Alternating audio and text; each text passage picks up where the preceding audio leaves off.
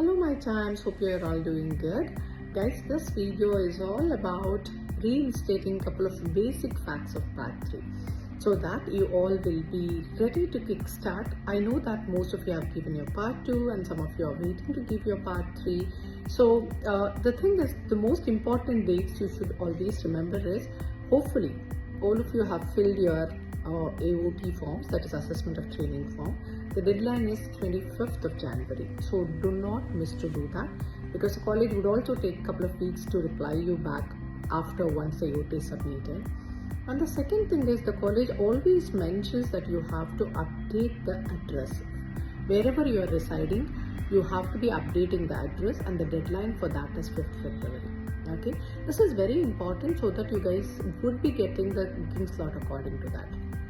And the booking window would be opening on 29th February for the priority people, priority booking. We really don't know what the priority booking who could be. Sometimes it could be UK trainees, sometimes it could be overseas candidates, depending upon the people who have to take the exam, the number of backlogs. And for other people, it would be opening in the 7th March.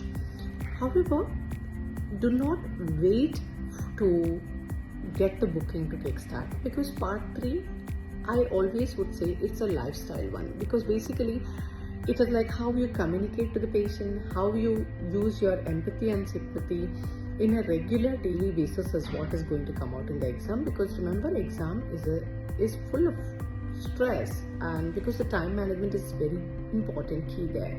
So if you start making your lifestyle in terms of like every day you are talking nicely to the patient, every day you are actually using your time to finish the time on consultations, and things like reading a lot of papers in 2 minutes would also help you. These are very few things which you can do on a day-to-day basis which can help you to kickstart.